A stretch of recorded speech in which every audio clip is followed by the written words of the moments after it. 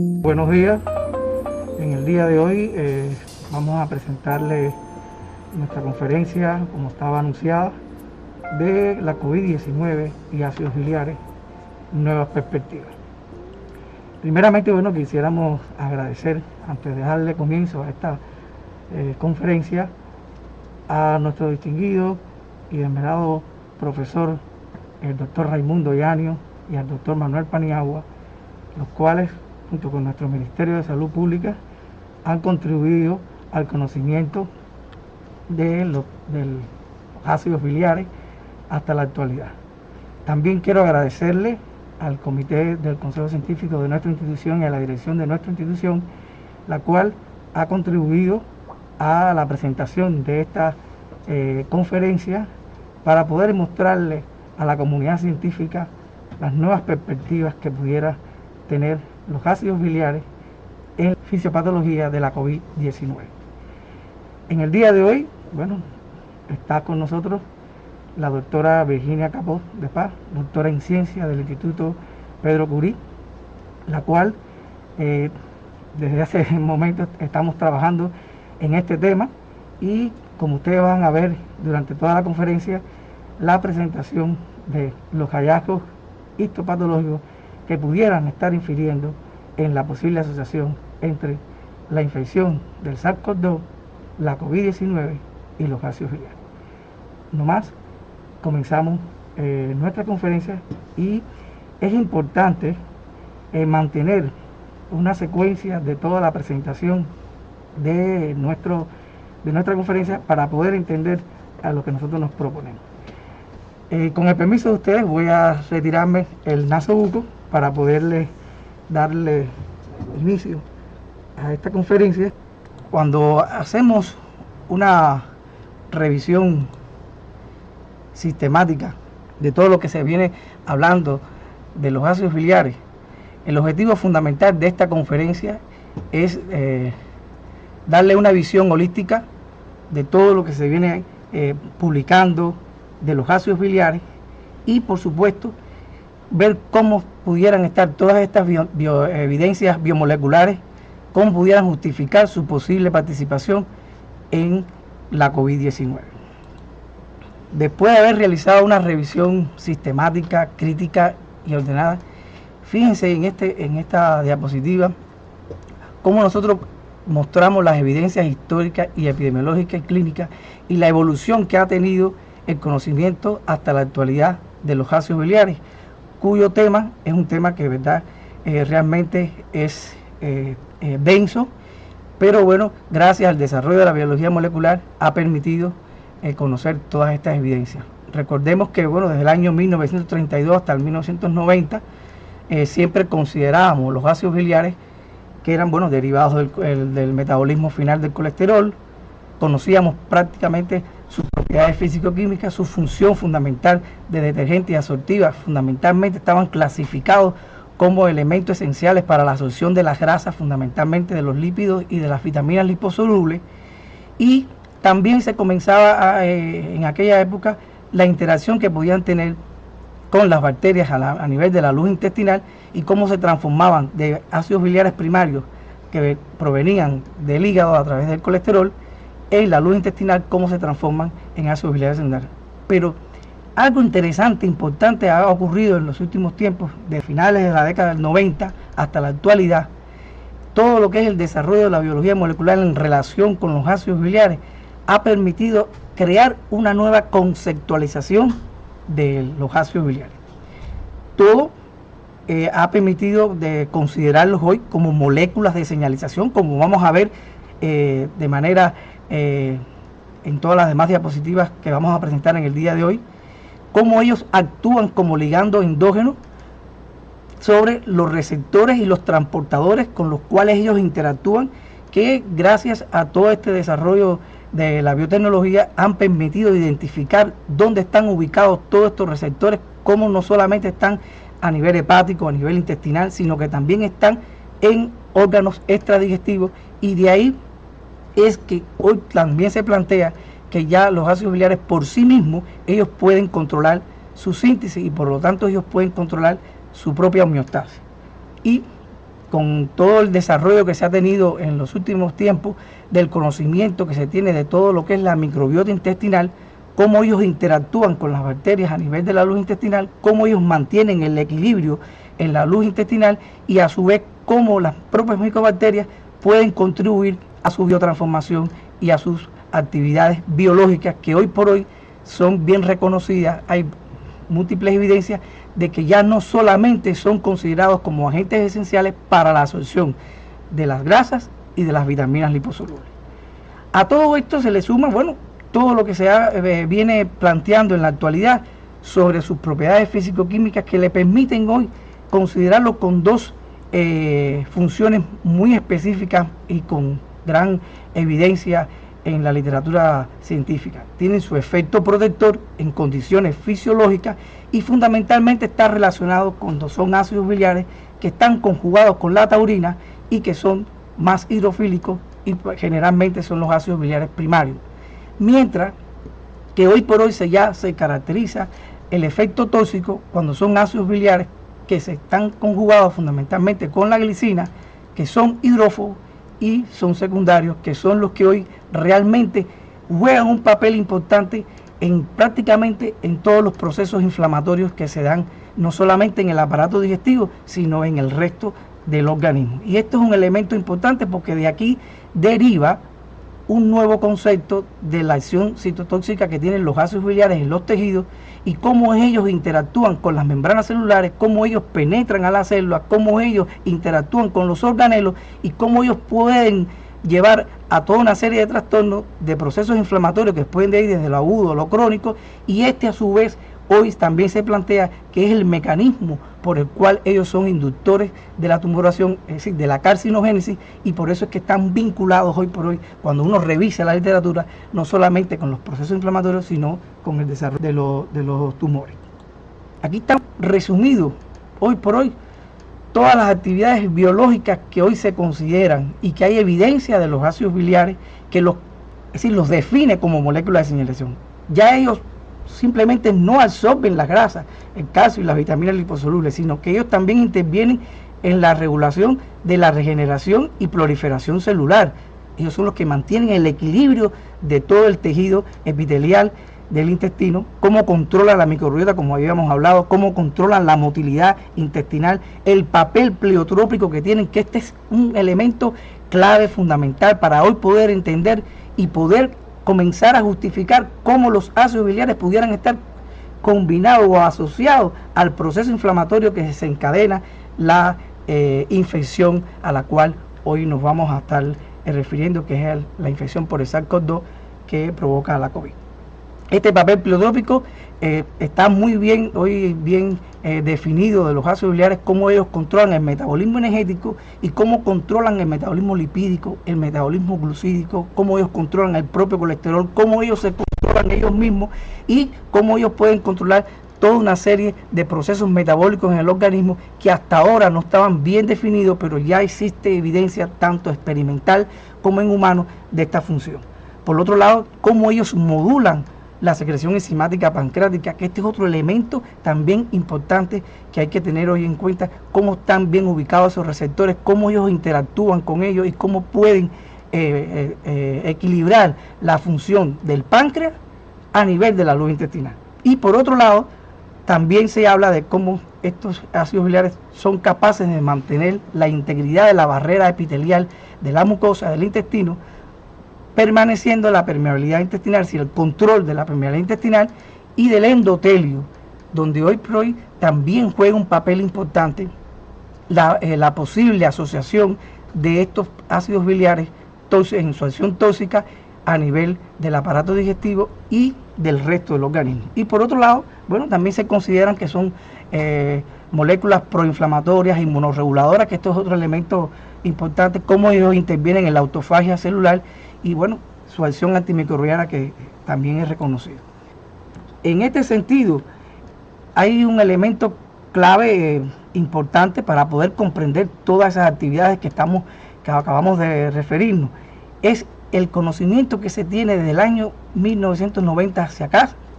de todos estos receptores nucleares que están bien identificados, cómo se encuentran a nivel hepático, cómo se encuentran a nivel intestinal y cómo se encuentran distribuidos prácticamente en casi todos los órganos extradigestivos y en el endotelio. De ellos, los tres más importantes, los que más se están estudiando hoy en día, es el receptor equifanesoide, el receptor de la vitamina D y los receptores dependientes de proteína C, como es el receptor de factor de crecimiento 5, entre otros. Y esto es un elemento importante a tener hoy en cuenta. Es decir, hoy no podemos hablar de ácidos biliares si no conocemos cómo se distribuyen, dónde están ubicados todos estos receptores, donde ellos ejercen efectos agonistas para mantener el equilibrio de todo el control metabólico del organismo, y por otro lado, cómo ellos, cuando están en condiciones suprafisiológicas, pueden invertir todas estas funciones. Como ustedes pueden observar aquí en esta diapositiva, cómo está bien esclarecido qué funciones tienen cada uno de estos receptores y cómo ellos interactúan con estos receptores y cómo nos mantienen este equilibrio metabólico en el organismo. Otro elemento importante es el conocimiento que se tiene hoy en día de los transportadores, que son los que permiten entrar y salir a los ácidos biliares desde la luz intestinal hacia la circulación y de ahí ejercer todas estas funciones que acabamos de definir. Vuelvo y repito, este es otro elemento importante. Ustedes se pueden fijar en esta gráfica de PubMed cómo se ve un incremento de los reportes que ya asocian la propiedad de control inmunológico de los ácidos biliares, y bueno, ven que como hasta el 2020, 2021, cómo se ha ido incrementando los estudios en relación que demuestran, que ponen en evidencia cómo ellos pueden mantener la tolerancia inmunitaria en el organismo, y cuando ellos están en condiciones suprafisiológicas, cómo ellos pueden favorecer al desarrollo de una respuesta proinflamatoria, donde se liberan todos los mediadores, no solamente la citoquina, sino se liberan los eucosanoides, se liberan todos los neuropéptidos, es decir, se liberan toda una serie de mediadores biológicos que pueden en condiciones suprafisiológicas dar la expresión de lo que nosotros podemos ver en los tejidos cuando ellos están elevados. Aquí les muestro todo lo que se ha venido evidenciando en relación a los estudios de los ácidos biliares, pero llama algo la atención. Fíjense que todo ha sido relacionado con los procesos inflamatorios, pero de manera individual, en cerebro, en la diabetes, en el hígado, en el corazón, como en la microbiota, en el pulmón, renal y endotelio. Sin embargo, no hay estudios que integren todo este efecto de los ácidos biliares hoy en día, para poder ver cómo en un mismo paciente, por ejemplo, un diabético, pudiera estar repercutiendo todos los órganos en función a los niveles elevados de ácidos biliares en sangre. Por lo tanto, los invito, quiero que consulten este tema para poder ir integrando este trastorno de los ácidos biliares a nivel sistémico, para poder explicar todo el fenómeno que vamos a ver a continuación. Y aquí está. Hay algo interesante en esto. Desde que comenzó la pandemia, en finales del 2019, que se empezaron a reportar por los investigadores chinos y por toda una serie de investigadores del mundo asiático y bueno, en general del mundo, todo el mundo comenzó a hablar de cómo evidentemente este virus del SARS-CoV-2 tenía cierta afinidad por los receptores de renina-angiotensina 2, y bueno, se empezaron a publicar dónde estaban ubicados estos receptores, cuáles eran los órganos que más afectados estaban, y evidentemente cuando uno comienza a revisar la literatura, evidentemente estos receptores donde comienzan a publicarse eran a nivel alveolar, en pulmón y en intestino. Y bueno, y ahí es cuando este virus llega y comienza a desarrollar toda esta respuesta inflamatoria que está bien caracterizada hasta la actualidad, cómo se comporta, cómo es que se provoca todo lo que hoy se reconoce como tormenta de citoquina y cómo repercute de forma sistémica en todos los órganos. Pero empezó a llamar también la atención otra cosa. Los estudios epidemiológicos que uno revisa desde que comenzó la pandemia señala que casi siempre esta infección afecta fundamentalmente pacientes que ya tienen de base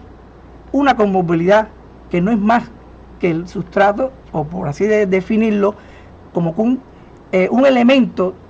de una patología secundaria asociada fundamentalmente a trastornos metabólicos, y que generalmente son personas mayores de 50 años y que no existe una diferencia entre el sexo, entre mujeres y el hombre. Y por lo tanto, comenzamos a empezar a ver qué podía estar justificar de esa gravedad y de ese camino que ocurre después que llega el virus al organismo, cómo se desencadena todo el proceso inflamatorio y por qué hay individuos que pueden responder, otros que no pueden responder y qué es lo que está pasando. Y nos empieza a llamar la atención también, comenzamos a revisar en la literatura y prácticamente la gran mayoría, todo el mundo comienza a definir de que en los procesos, según los estadios de la enfermedad, la COVID-19, comienzan a aparecer trastornos metabólicos, fundamentalmente vinculados al colesterol y a la glucemia. Y evidentemente cuando uno comienza a revisar todos los factores de riesgo, comienza a ver todo lo que se viene publicando en relación a las causas de mortalidad, generalmente casi siempre todos los pacientes están relacionados con este trastorno. Y bueno, ahí comenzamos a ver de que algo podía estar contribuyendo a la amplificación o a la persistencia de este proceso inflamatorio que ya desencadenó el virus cuando llega a cualquier órgano, fundamentalmente pulmón o que llegue a intestino. Y comenzamos a empezar a revisar qué función podía tener uno de los derivados finales del metabolismo del colesterol, que son los ácidos biliares, y recordar que es otro elemento también importante comenzar a tener en cuenta de que el colesterol no solamente tiene como destino final los ácidos biliares, sino tiene también como destino final los esteroles y la vitamina D3. Son elementos hoy importantes. Y bueno, cuando comenzamos a revisar, nos llama la atención cómo ya hay artículos que antes del COVID ya comenzaban a relacionar cómo los efectos que tienen los niveles de ácidos biliares, fundamentalmente secundarios, hidrófobos, y que estén unidos a la glicina, cómo podían repercutir en la funcionalidad no solamente del intestino y del hígado, sino en diferentes órganos, cerebro, corazón. Y bueno, y aquí está bien referido, y aquí lo tenemos en esta diapositiva, cómo los niveles de ácidos biliares séricos elevados pueden repercutir en la funcionabilidad y conllevar a toda una serie de trastornos en estos pacientes. Y ahí comenzamos a esta teoría, a crear esta teoría de cómo los ácidos biliares pudieran estar participando en esta etapa de la enfermedad. Y bueno, comienza algo muy interesante, independientemente de que habíamos revisado, llama la atención que ya a principios de este año, del 2021, ya la etiopatogenia desencadenada por el virus del SARS-CoV-2 comienza a tener otro enfoque, que es decir, comienza a empezarse a hablar de toda una serie de trastornos que están vinculados con la microbiota intestinal, que están vinculados con todo el proceso inflamatorio que se puede desencadenar en el intestino. Y vemos aquí esta diapositiva donde en este artículo recientemente publicado ya se comienza a hablar de cómo pudiera estar influenciando el propio proceso desencadenado por el virus en un primer momento, y cómo se provoca la disbiosis, cómo se provoca toda una serie de trastornos y de mecanismos donde pudieran estar los ácidos biliares vinculados, ellos ser biotransformados, y producto a todo el proceso que se desencadena por el virus, ellos pudieran estar perpetuando, pudieran estar amplificando y pudieran estar también generalizando este proceso inflamatorio que se puede expresar en la clínica ya en la afectación a nivel cardiovascular, a nivel renal, a nivel de otros órganos del organismo. Y aquí queda muy bien representado, ya por lo menos ya la literatura comienza a ver estos caminos. Y por supuesto, miren cómo está todo, evidentemente cómo queda bien representado todo este proceso inflamatorio desencadenado por este virus, y ya en este artículo se comienza a inferir de que pudiera estar asociado en un primer momento al proceso inflamatorio desencadenado por el propio virus, y que a este se le suma toda una serie de agentes metabólicos, entre ellos los ácidos biliares, que pudieran estar perpetuando o amplificando la respuesta inflamatoria a raíz de todo el conocimiento que tenemos nosotros de los ácidos biliares en el organismo a nivel de todos estos receptores. Esto es un elemento clave e importante que hay que tener hoy en cuenta, porque no solamente ahora con el COVID, Hoy por hoy los ácidos biliares están jugando un papel importante en muchos mecanismos fisiopatológicos de muchas enfermedades digestivas y fundamentalmente cardiovasculares. Si ustedes revisan hoy por hoy, la gran mayoría de todos los artículos en relación con las enfermedades cardiovasculares ya vinculan de una manera u otra tratamientos que van unidos cómo controlar la homeostasis de los ácidos biliares y cómo controlar la función cardiovascular. Por solo ponerle un ejemplo, la combinación que se está promoviendo hoy en día del uso de las estatinas que controlan lo que es el metabolismo final del colesterol con el ácido ursocisgólico, que sabemos nosotros, la gran mayoría de todos los gastroenterólogos, que es un fármaco importante hoy por hoy para tratar las colestasis y fundamentalmente tiene toda una serie de funciones que vamos a ver más adelante que nos estamos proponiendo. Bueno, yo creo que hasta aquí, de una manera muy explícita, hemos expresado todo lo que es la actualidad, por dónde viene el conocimiento actual de los ácidos biliares. Realmente constituye un tema bastante denso y a veces está difícil, porque la gente a veces, cuando uno le habla de los ácidos biliares, bueno, seguimos con la metodología de que están vinculados nada más que a la absorción de las grasas y de las vitaminas liposolubles. Pero no, ya vimos con anterioridad todo lo que puede. Y esto no ha permitido comenzar a pensar en estas premisas. Evidentemente los estudios que se han realizado prácticamente en el mundo entero de los ácidos biliares son de forma aislada, como vieron en las diapositivas que les presenté de toda la revisión que se ha hecho del tema. Por otro lado,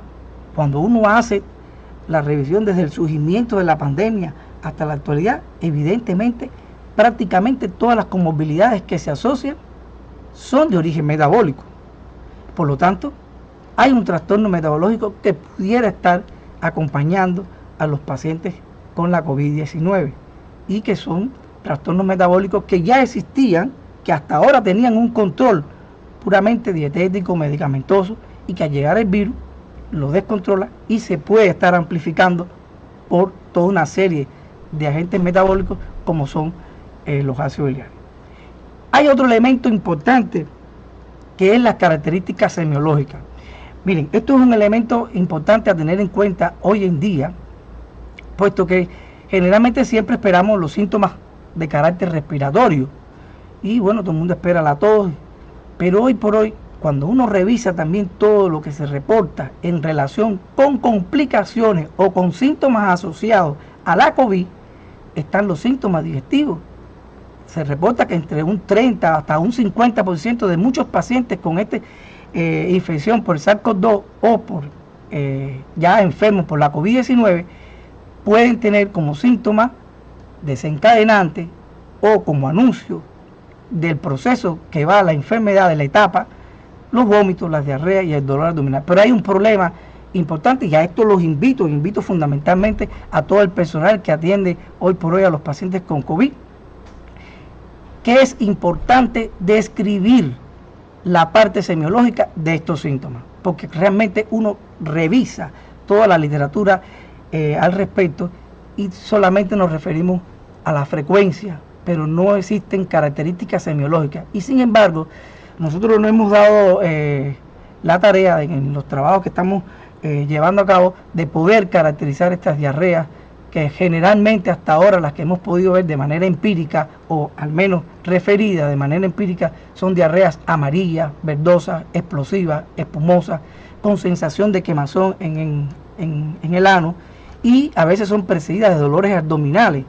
y por lo tanto esto es un elemento a tener en cuenta hoy en día en una diarrea aguda en plena pandemia. Y por otro lado, en los pacientes que están graves o críticos, también es importante describir el contenido que sale por la bilis, porque bueno, como ustedes conocen, generalmente los pacientes que están en estadios graves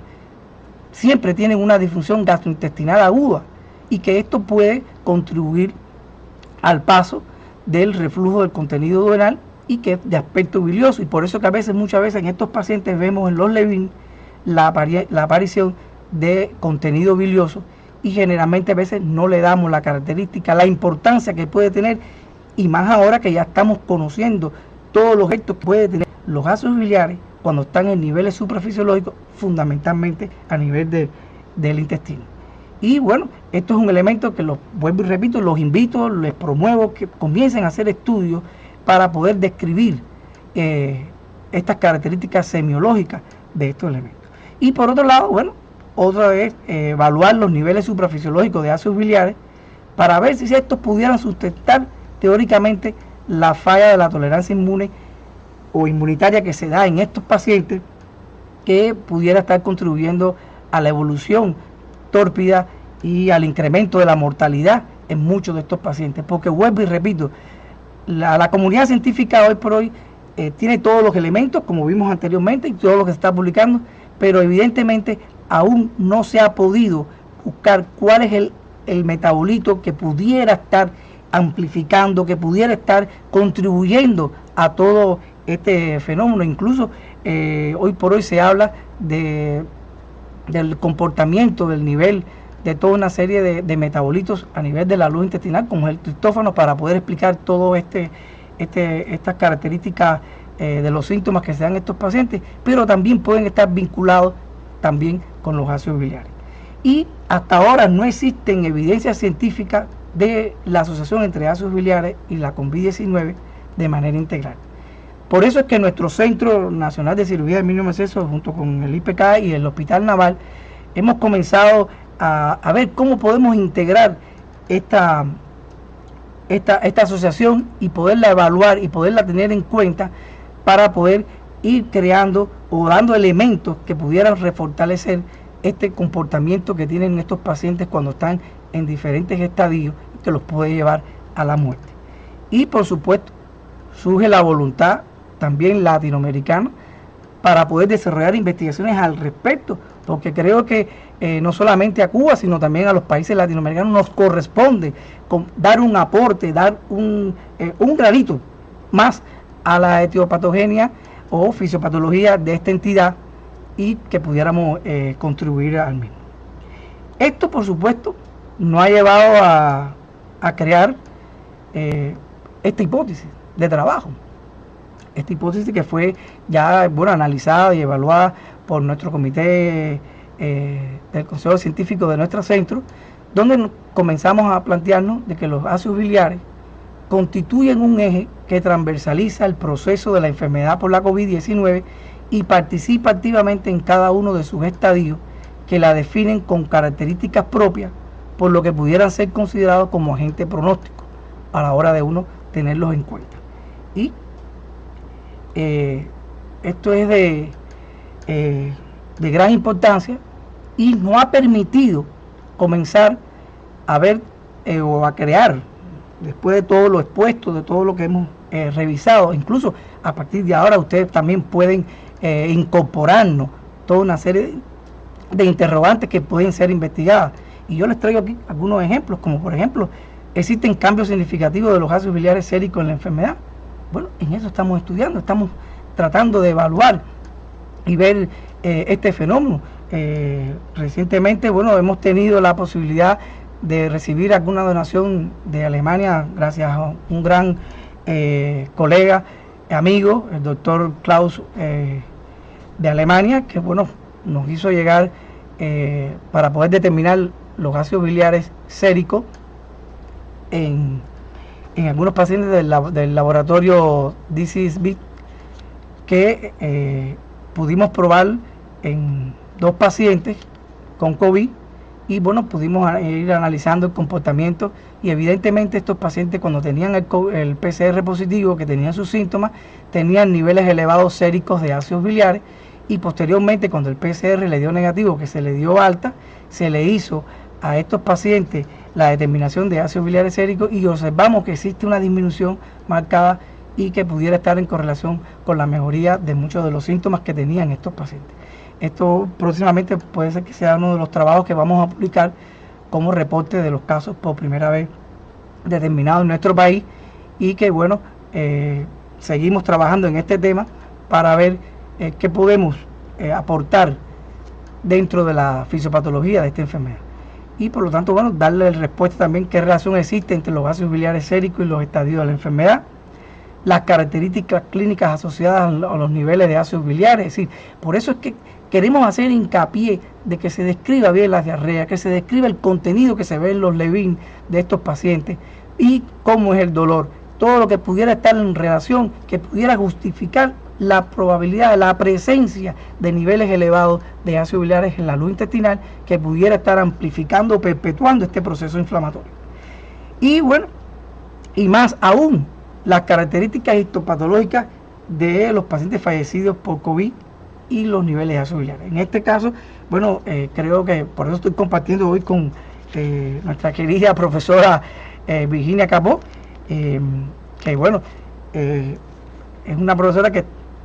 la cual admiro muchísimo, porque realmente estamos enfocados en un tema que ha sido bastante polémico y bastante denso, pero posteriormente creo que es motivante lo que vamos a ver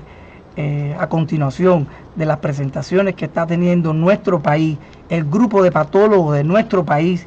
en las autopsias de los pacientes fallecidos por la COVID-19 o por la infección de SARS-CoV-2. Esto es algo excepcional, algo que pudiera estar en relación con todo esto que acaban de ustedes de oír, de aprender, de escuchar, y que solamente los invito a corroborar, a buscar estas evidencias y podernos ir fomentando en esta realidad. Y por otro lado, también nos sirve para empezar a evaluar cómo tratar el destino metabólico del colesterol y la homeostasis de los ácidos biliares, porque cuando uno revisa prácticamente todos los protocolos que se han venido realizando tanto a nivel nacional como a nivel internacional, evidentemente toda la terapéutica en las diferentes etapas en que pasa el paciente, ya sea con la infección de SARS-CoV-2 o con la entidad con la COVID-19, evidentemente todavía no está bien reajustado cómo se puede controlar el metabolismo de estos pacientes, que son uno de los elementos que puede llevar a la mortalidad creciente que hay en esta enfermedad. Y por otro lado, nos quedaría, si realmente llevamos todas estas preguntas a investigación, bueno, constituirían realmente los ácidos biliares séricos como marcadores pronósticos, más todas las preguntas que pueden surgir a partir de ahora, de que ustedes nos propongan en este sentido. Por lo tanto, yo creo que es algo interesante. Bueno, aquí les traigo de manera muy representativa cómo ya han comenzado a surgir estudios, trabajos que incitan o que promueven el uso del tratamiento del ácido ursodesoxiricólico en pacientes con la COVID. Y no solamente porque este medicamento, como les dije, tenía una función reguladora del metabolismo de los ácidos biliares, sino que hoy se conoce una función importante, cómo ellos atenúan la tormenta de citoquinas y el efecto que ellos tienen de regenerar toda una serie de tejidos cuando son afectados por las concentraciones elevadas de ácidos biliares desde el punto de vista sistémico, y cómo repercuten en toda la integridad del tejido, no solamente intestinal, sino extradigestivo. Fíjense qué cosa más interesante, los invito a que lo revisen, busquen esta asociación, porque realmente motiva, y que evidentemente ya los investigadores chinos, los asiáticos, comienzan, incluso los americanos, porque esto es un estudio americano, comienzan ya a ver que existe algún otro elemento metabólico que pudiera estar amplificando, que pudiera estar perpetuando lo que ya el virus desencadenó, y esto pudiera contribuir, nuestro país pudiera dar un grano más de arena si nosotros concluimos y podemos ver este fenómeno en nuestros pacientes y por lo menos disminuir un poco la mortalidad, o empezar a contrarrestar, o empezar a evaluar, o empezar a tratar todos los trastornos metabólicos que se dan en estos pacientes con la COVID. Note, también ya hay elementos que pueden justificar toda esta hipótesis que estamos planteando, que son cartas que aparecen en revistas como Protein Cell, donde comienzan ya estos autores a insinuar que evidentemente el virus puede afectar también las células hepáticas, fundamentalmente las células que están en todo lo que es en el inicio de la vía canalicular, y comienza también a afectar el transporte de los ácidos biliares y promueve también la aparición de ácidos biliares a nivel sistémico, y esto pudiera estar creando todo lo que se ve en estos pacientes, cómo evolucionan de manera tórpida y cómo van a todo lo que es el fallo multiórgano y posteriormente pudieran fallecer. No obstante, ya nuestro país ha comenzado todo esto que hemos hablado, lo hemos comenzado a publicar en la revista Anales de la Academia de Ciencias de Cuba, y bueno, ahí está prácticamente todas estas sugerencias, todas estas premisas, todas estas revisiones que nos ha permitido empezar a crear esta hipótesis en nuestro centro, que a pesar de que nosotros no estamos muy vinculados con la atención al paciente con COVID, yo creo que es un elemento importante, puesto que el Centro Nacional de Cirugía de Mínimo Acceso tiene una historia de más de 20 años de trabajo con los ácidos biliares en los pacientes con todas las patologías de vías biliares, en los pacientes que reciben toda la terapéutica endoscópica, y cómo esto ha venido evolucionando el cambio de la fisiología en estos pacientes a la hora de recibir estos tratamientos. Y bueno, aquí también les pongo una de las publicaciones, que es el resultado de la doctora de los hallazgos de las autopsias en fallecidos por COVID en nuestro país, y que esto es un elemento, yo creo que de resaltar y de elogiar, porque en nuestro país, creo que, me permito decirlo, es uno de los países que más autopsias hacen estos pacientes, y nos ha permitido ir conformando y dándole por lo menos un poco más de certeza a nuestra hipótesis. Como van a ver ahora con la exposición de la doctora Virginia Capó, qué es lo que está pasando en el ilion, qué es lo que está pasando en el hígado y cómo se pudiera estar vinculando todo este proceso. Por eso los invito a seguir esta conferencia de manera muy explícita, y vuelvo y les repito, yo sé que es un tema un poco bastante denso y que tiene muchas polémicas, y podemos discutir, podemos hablar, podemos llegar a un acuerdo para ver cómo podemos integrar este proceso y que Cuba pudiera aportar un grano más en cuanto a la fisiopatología de esta entidad. Le voy a dar el paso a la doctora Virginia Capó, y para poder comenzar a ver todo este fenómeno que estamos planteando. Sí, buenos días. Con el permiso, para poder expresarnos mejor y hacernos entender mejor. Efectivamente, las autopsias de casos COVID se están realizando en Cuba, en varios hospitales del país, y posteriormente un grupo de patólogos, profesores de anatomía patológica, pues hacen revisión de los hallazgos que se van encontrando y de las historias clínicas, y se va tratando de hacer las conclusiones finales de los fallecidos, viendo la importancia de la COVID en la causa de muerte, si mueren por COVID, o mueren con COVID, o mueren solo con la infección viral. Este grupo de trabajo ha visto ya 277 autopsias. Se publicó en la publicación que hizo referencia el doctor Piñol previamente, solo fueron los 50 primeros casos diagnosticados por este grupo de autopsias realizadas en los hospitales por colegas que se han expuesto con gran conciencia, han hecho su trabajo, nadie se ha infectado hasta ahora, y hemos ido recuperando y agrupando una cantidad de evidencias que ayudan a interpretar mejor la infección. En Cuba se hacen las autopsias muy rápidamente después que el paciente deja de existir, de manera que podemos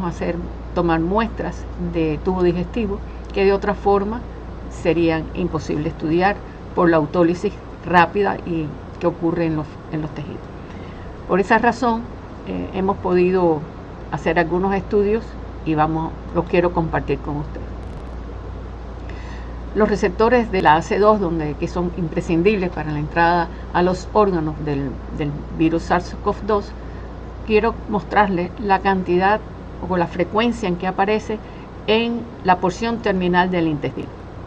Es mucho más que cualquier otro de los órganos, solo superado por testículos. Vemos también que el corazón, que los riñones, el pulmón y el hígado, pues participan en el proceso inflamatorio que vamos a ver. Pero lo llamativo es la cantidad de receptores que existen en el hilo terminal. Se ha demostrado por otros autores que la presencia de numerosas partículas virales que se pueden ver en las vellosidades, en las microvellosidades de los enterocitos cuando se toman las muestras adecuadas. Por lo tanto, es evidente de que el virus se encuentra en estas células, en las células que se encuentran en el entorno de los últimos segmentos, la última porción del intestino delgado del hilo. ¿Qué estamos viendo en estas porciones? Primero, lo más frecuente que vemos es mucha congestión vascular y trombos en vasos sanguíneos. Podemos ver decamación y caída o destrucción del epitelio. También hemos visto procesos inflamatorios agudos con necrosis de la mucosa ileal, a veces con depósito de fibrina. Y vemos también procesos inflamatorios crónicos inespecíficos con aplanamiento de las vellosidades. En dependencia del estado inmunitario del paciente, pues podemos observar hiperplasia linfoide multifocal reactiva, que es normal encontrar este tejido linfoide en este segmento, pero no que se fusionen varios folículos o varias placas de Peyer, también conocidas, así conocidas, formando una verdadera hiperplasia reactiva del tejido linfoide. Es muy evidente lo que encontramos. Fíjense la integridad que conserva la mucosa. Esto es un fragmento de autopsia de un paciente fallecido con COVID. Y se repite con gran frecuencia el aplanamiento de la mucosa ileal. No tenemos vellosidades, hay un aumento del segmento del cuerpo de las glándulas con multiplicación de fondo, dilatación de las criptas, vemos también dilatación de las glándulas y un infiltrado inflamatorio que se localiza en la parte más inferior, encima de la membrana basal, de la mescolaris mucosa, y a veces que se es un poco hacia la submucosa. Nos llamó la atención en varios casos la presencia de estas zonas de hiperplasia de la mucosa que se ven, a ver en otras imágenes, que nos recordó a la enteritis en penacho. Por ejemplo, volvemos a ver, esta es otra imagen de otros pacientes con el mismo infiltrado inflamatorio, no muy severo, pero sí ubicado en el fondo, la bifurcación del fondo de las glándulas, el infiltrado inflamatorio, el acortamiento de la vellosidad. En realidad no se sabe si es una glándula muy dilatada o si es una vellosidad acortada, pero y les destaco la regeneración celular con una pseudoestratificación y pérdida de la polaridad de células epiteliales que muestran un citoplasma claro, probablemente mucosecretor, que que sustituye la presencia de los enterocitos que normalmente se deben encontrar en esta zona. Este fenómeno ha sido descrito también en Ilium de niños que fue descrito y estudiado por Goulet en 2007, publicado en la revista Orphanet Journal of Rare Diseases, que describen que fallecen, porque fallecen tempranamente con un proceso, una transmisión autosómica recesiva de un gen no un determinado, presenta enteritis en penacho y se describe muy bien una lesión similar a esta. Podemos entonces ver aquí que se repite y vemos que hay como un aumento en la ondulación del epitelio y como el cambio, este es el epitelio que debía estar normalmente distribuido hasta la superficie, cómo va cambiando y a partir de un punto en el cuello se convierte. ¿Qué sucedió también? En casos que estudiamos, vimos esta dilatación, hiperplasia regenerativa de ese epitelio con múltiples penachos en el estómago. Este paciente, como ustedes pueden ver, tenía una concentración de material bilioso en la superficie y nosotros no digamos, parece ser que es reactivo, es una respuesta reactiva, irritativa quizás, y con esa teoría que pudiera ser la razón. Pero encontramos la publicación de Ferrebi y colaboradores que investigan en un modelo experimental el efecto citotóxico de ácidos biliares en los enterocitos. Y ellos estudian el transportador de solutos orgánicos AB que protege a los enterocitos del ilium del daño causado por los ácidos biliares. y encuentran que existe una relación entre el daño intestinal y el inicio de la circulación enterohepática de los ácidos biliares. Quiere decir que en caso de que existan los transportadores necesarios para que los ácidos biliares atraviesen la membrana entérica y lleguen a la circulación y comience su circulación entérica, no habrá lesión. Sin embargo, cuando se produce un trastorno en el enzima transportadora de soluto orgánico, por ejemplo, en este caso, pues se produce un remanso de los ácidos biliares dentro de la célula. Ello lleva según el estudio experimental que ellos hicieron, demuestran que hay un estrés oxidativo elevado, actividad de los receptores farnesoides, ocurre una retención de ácidos biliares, que posteriormente a nivel tisular o sistémico se ve con apoptosis celular, proliferación celular y daño. Por lo tanto, fue interesantísimo leer este artículo,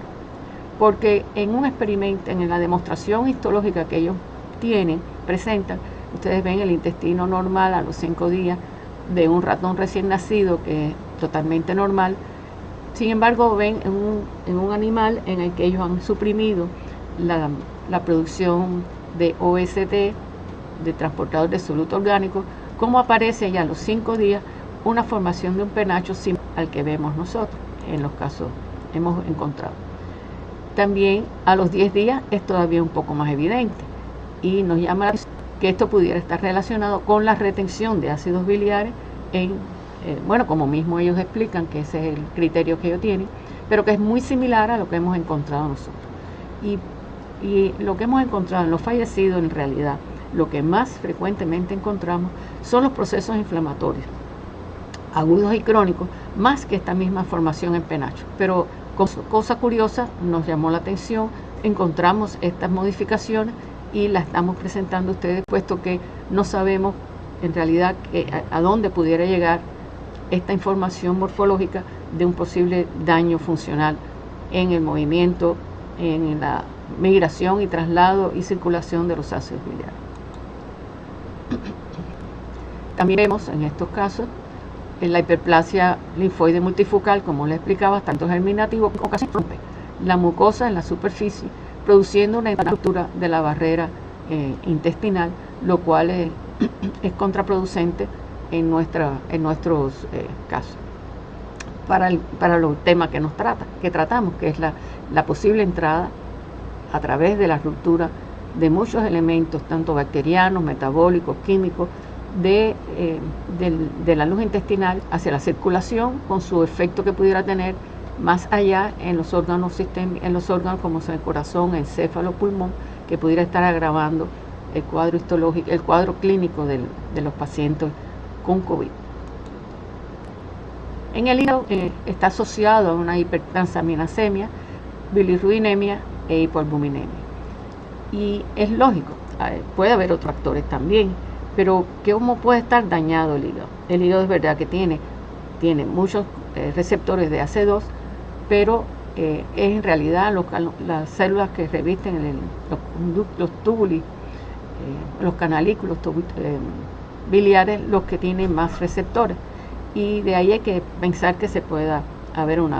una destrucción de esas células, pudiera haber una salida de ácidos biliares hacia la circulación con un empeoramiento del cuadro. Pudieran haber otros factores. Y ahí es lo que vemos con gran frecuencia en el hígado. En el hígado vemos que hay una necrosis, una destrucción de la arquitectura del parénquima hepático alrededor de la vena centrolobulillar. Tenemos aquí la vena centrolobulillar. Y en estas zonas donde nacen los colangiocitos y los canalículos biliares. Nacen los canalículos biliares y vemos cómo se ha destruido, cómo esta destrucción total que vemos del parénquima hepático, pues es una manifestación morfológica de lo que pueda estar ocurriendo, que es la salida de